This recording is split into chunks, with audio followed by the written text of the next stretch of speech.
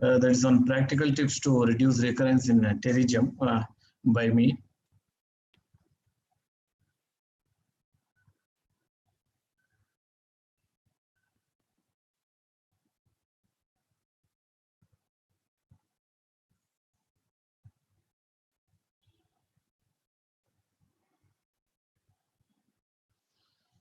So good evening.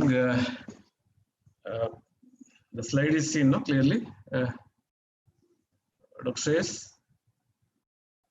Yes, sir. It's clear, sir. It's clear, sir. It's clear. Yeah. Very clear. No, so many of these slides are too basic, maybe for postgraduates and for general ophthalmologists practicing pterygium and cataract surgeries. So management of pterygium, there are certain practical tips to reduce the recurrence of pterygium. We all know any surgical procedure for pterygium should prevent recurrence. And at the same time, it should act like a limbal barrier so that there is no conjunctivalization of cornea. It should have minimal or no complications. Of course, all these surgical procedures will have their own complications, but it should be at least minimal complications, and the patient should have better cosmesis. So this goal can be achieved by removal of all reactive fibrovascular tissue, by eradication of all mutant pterygium cells, and restoration of smooth surface which is easy to re-epithelialize. And thus you can restore the normal limbal barrier. Pterygium, we all know, is a focal type of limbal stem cell deficiency, and ocular surface transplantation procedures have been found to be very effective, like conjunctival autografting and its modifications, conjunctival limbal autografting, conjunctival tissue graft from the pterygium itself, or amniotic membrane transplantation have been found to be very effective in the management of primary pterygium. I'm just showing a simple procedure of conjunctival autotransplantation. This is a case of grade 4 primary pterygium. I am injecting lignocaine, 2% xylocaine, subconjunctivally into the pterygium tissue itself, and excising the pterygium tissue. And cauterization should be gentle. You should not cause scleral necrosis by excessive cauterization. And I remove all these fibrovascular tissue from the corneal surface to create a smooth surface. And a superior or superiotemporal bulbar conjunctiva is selected as a donor tissue. I inject lignocaine or xylocaine subconjunctivally, half to 1 cc, and then take a thin graft without the inclusion of tenons in the graft, and dissect it towards the limbus, excise it completely from the underlying tenons, place it on the bare scleral bed, and either glue it or suture it.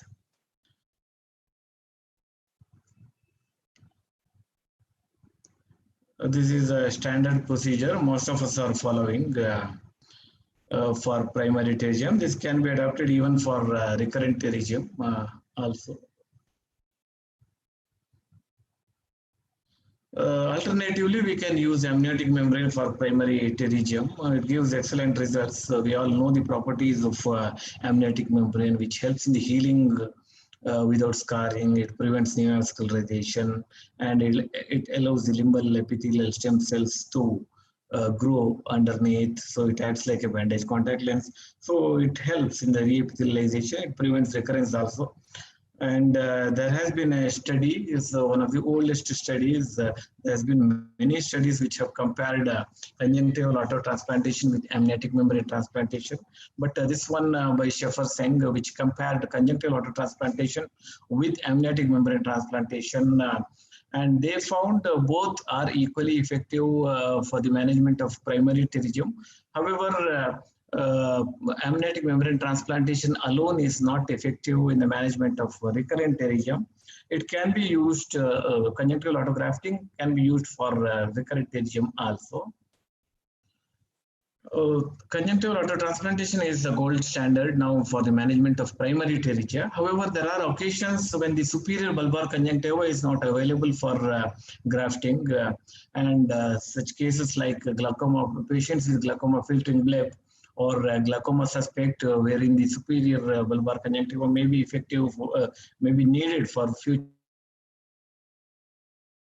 filtering surgery, and in a double head pterygium where you need a large graft which may not be possible to obtain from the superior bulbar conjunctiva in many of the cases. In such cases, you can take a graft from the pterygium tissue itself. You inject subconjunctivally either lignocaine or BSS, and take a thin graft. It's a little difficult to obtain a thin graft from the pterygium tissue itself because the epithelial sheet over the pterygium is slightly thick and it's brittle, and it tends to tear away. Just place it on the base scleral bed. It's one of the first few cases of conjunctival tissue transplantation. I was suturing the graft. Gives excellent result. This was published in the IJO 2018, and the results were excellent. It is as comparable to the conjunctival autotransplantation in the case of primary pterygium. And we have even compared inferior conjunctival autografting with conjunctival tissue grafting. It's going to be published in the IJO next issue. And so in the same indications, this is a recently done study, and the results are comparable. The inferior bulbar conjunctiva is, the results are comparable with the conjunctival tissue graft from the pterygium itself in indicated cases. Coming to double head pterygium, again a primary double head pterygium I'm talking about. Sean has covered most of it. The options for us available are the conjunctival autografting. You can modify the conjunctival autografting because you need a large graft. You can take graft from the superior as well as from the inferior bulbar conjunctiva, or you can split the superior bulbar conjunctiva horizontally or vertically, and with orientation or without limbal orientation. This is possible. We have done a study. I will come to that.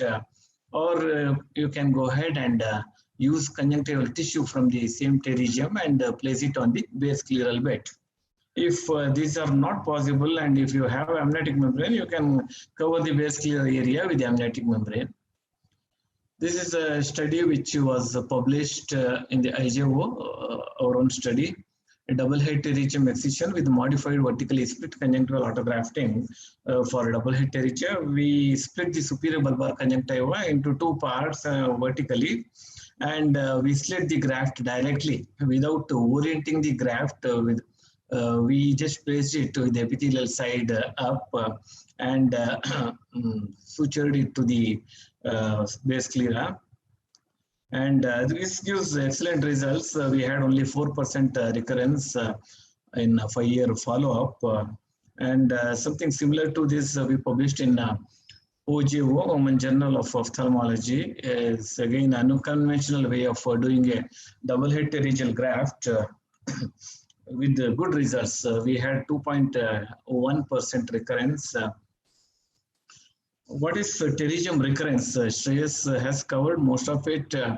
It's nothing but regrowth of fibrovascular pterygium-like tissue, and which encroaches upon the limbus onto the cornea.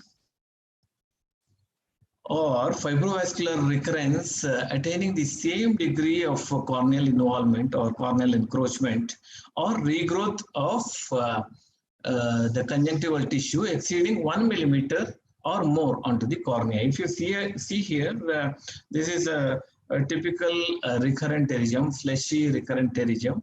But if you see here, you can see there is conjunctival recurrence. I think Shreyas has discussed this, but the limbal area is actually protected. There is a barrier effect of the conjunctival graft here. So this is not called a recurrent pterygium. This is a conjunctival recurrence. We need not do anything for this particular case, but we have to handle this case. There are various options which are available. We can excise the graft and use mitomycin C judiciously, or we can go ahead and do a conjunctival autografting in these cases. And my preferred technique is conjunctival limbal autografting. And we can use amniotic membrane as an adjunct for conjunctival limbal autografting if the defect is big. Just a small video to show some important steps of recurrent pterygium excision. There will be significant additions to the sclera. This has to be removed. Both blunt and sharp dissection has to be carried out, and gentle cauterization has to be done because it's already operated eye. The sclera may be thin. In such cases, the cauterization has to be careful. I usually take a small thin block of tissue from the peripheral cornea, which includes the limbal stem cells. And this conjunctival graft holding the limbal tissue is then placed on the base scleral bed and fixed to the base scleral bed. The results are excellent with the conjunctival limbal tissue grafting for recurrent pterygium. I don't use mitomycin C. I've seen complications like scleral melt or corneal melt. And as we all know that pterygium is not a blinding condition, we can't have a blinding complication like perforations, scleral perforations, or which can even lead to collapse of the antechamber, or it can even lead to endophthalmitis. So we have stopped mitomycin use for pterygium long back. So we have to choose an ideal procedure. There are various procedures for a particular type of pterygium. We have to categorize them, and single head pterygium, we can go ahead and use conjunctival autografting. If conjunctival autografting is not possible, amniotic membrane transplantation can be done in these cases, or we can take a graft from the pterygium itself. If it is a double head pterygium, we can split the graft vertically or horizontally. We can take both superior and inferior grafts and place it, or we can place amniotic membrane and cover the bare area, or you can again go ahead and use a conjunctival tissue from the pterygium itself. In case of recurrent pterygium, the ideal way of managing is either conjunctival autografting or limbal conjunctival autografting. We can use adjunctives like mitomycin C or amniotic membrane. Amniotic membrane especially to cover the large epithelial defects. Coming to graft fixation, we have decided about the procedure. Now, fixing the graft, that is, we have three options. We can go ahead and use fibrin glue. We have the sutures, or we can use the autologous blood. The advantages of fibrin glue is the results are excellent with the fibrin glue. The patients will not have irritation like what you see in patients who undergo surgery with sutures. But the disadvantages are the high cost and availability of this fibrin glue. If you are doing one surgery a day, then it may not be worth using this fibrin glue. If you can accumulate 7-8 cases in a day, then you can open one bottle of fibrin glue and use it for all the cases. And the other complications like the rare chance of viral disease transmission, anaphylaxis, etc. Coming to autologous blood, which is natural, easily available, we can safely go ahead and use it. There is no risk of transmission of viral diseases, or there is no anaphylactic reaction, what you can expect in cases of glue. So, however, this cannot be used in patients who are on blood thinning agents, or patients who are on anticoagulants or bleeding disorders. So don't try this technique in these patients. We have to take a thin graft. Either we can use infiltration anesthesia or peripheral anesthesia, and do the pterygium excision. Take a thin graft, as thin a graft without the inclusion of tenons. Slightly oversize the graft by maybe 0.2 to 0.3 millimeters in all the directions. Then place it on the bare scleral bed with the minimal ooze, and then trim it. The excess graft has to be trimmed. Wait for 3 to 5 minutes minimum, and then you see confirm the adhesion by just moving the lid over the graft. So make sure that it is firmly adherent to the base sclera, and then close the, then patch the eye. Overnight patching is required for autologous blood graft fixation.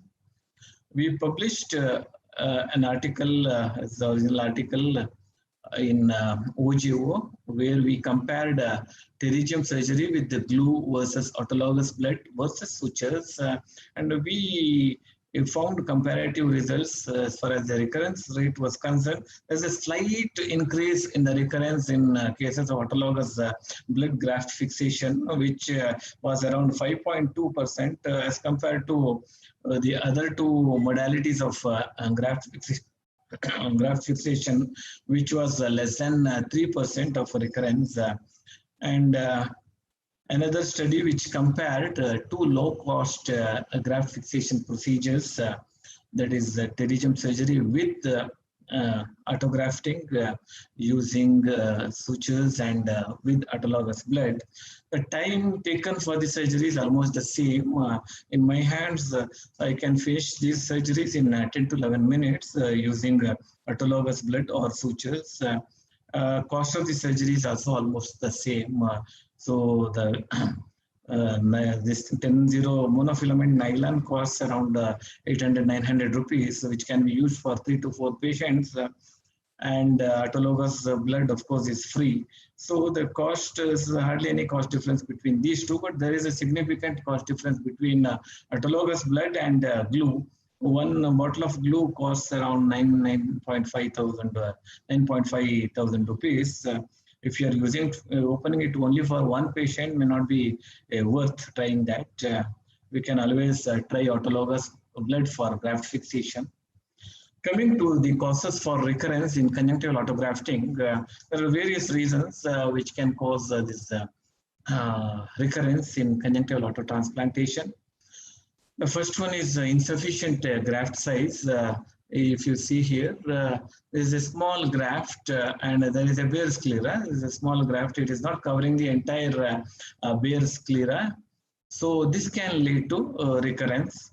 Or if you are taking a thick graft, if you see here, this is a graft with tenons, this is a thick graft. It can cause retraction over a period of time. You can see here, this is a retracted graft. And the only thing is the limbal end is attached, so the chances of recurrence is less. But as Shreyas has shown, this can lead to conjunctival recurrence. Maybe it may not be cosmetically acceptable to many of the patients. In such cases, we may have to excise this and put another graft. And this is a graft, sloughed out graft. This is mainly because of the inversion of the graft. If you place the epithelial side down or facing the sclera and stromal face facing up, you end up having a necrose graft within 48-72 hours. And this incites a significant inflammation, and it can cause recurrence within few days. So that is the difference between a sloughed graft and a normal bare area. Bare sclera can lead to recurrence within 3 to 4 months, but if it is a sloughed graft, we can even get a recurrence within 1 or 2 months. And the next cause for recurrence is inadequate peripheral excision or using a small sized graft. If you see here, this is a small knuckle of conjunctival tissue which has grown onto the cornea.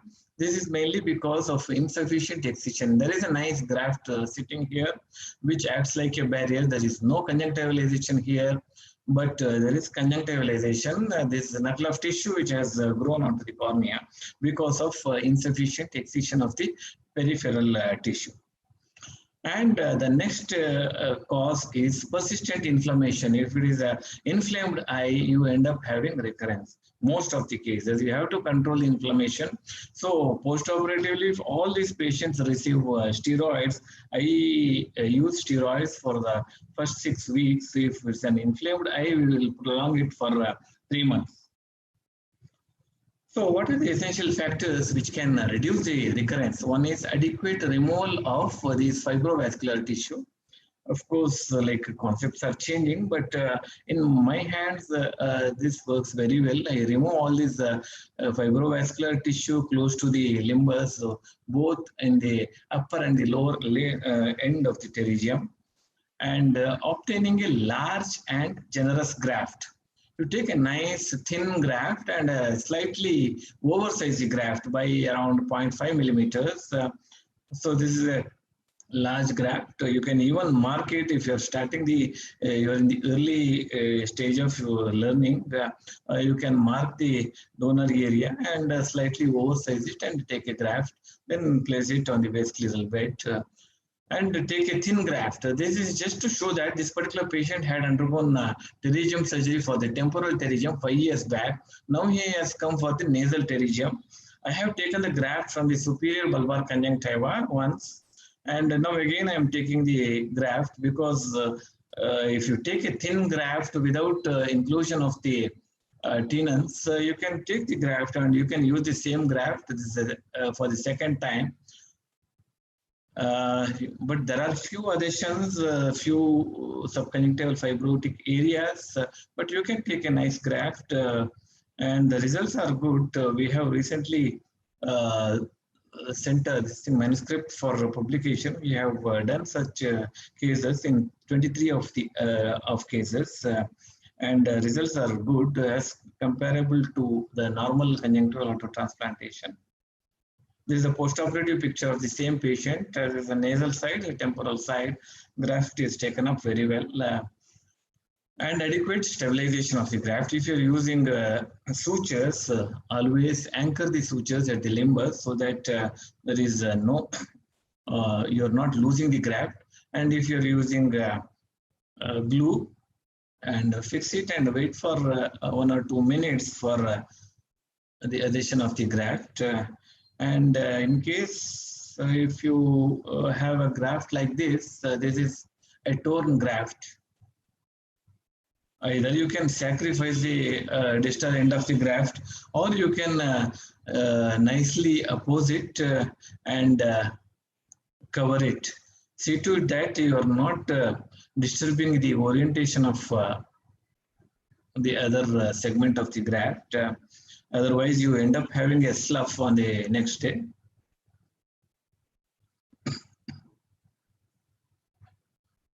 So this is the first day post-operative picture. This is 3 weeks post-operative picture. You can see this is a torn graft here, but nicely opposed and is taken up very well. Adequate stabilization again. This is a case where I am showing autologous blood for fixation. You see to it that the bed should not contain clotted blood. This is a clotted blood. You have waited for some time and the blood is clotted here. And this graft will not stick to this surface, the clotted surface. I'm trying to fix it, but it is not fixing. Just it's a slightly oversized graft. I'm just trying to trim the graft. But you see it is sliding away.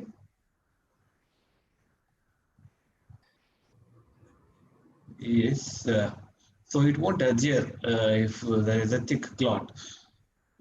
You can scratch the base clearer. You can have a mild ooze like this, and then you place the graft and fix it. Wait for 3 to 5 minutes for the adherence, and at the end of it, you just confirm it whether the graft is fixed or not, and then put a patch. It is very important. If you lose the graft, there is a chance of recurrence.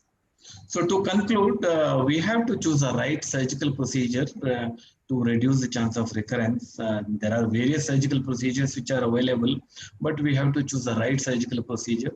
I suggest conjunctival autotransplantation for all primary pterygium and conjunctival limbal autograft for recurrent pterygium. And in case of double head pterygium, we can take a conjunctival autograft from the superior bulbar conjunctiva and split it into two parts, a split conjunctival autograft either vertically or horizontally.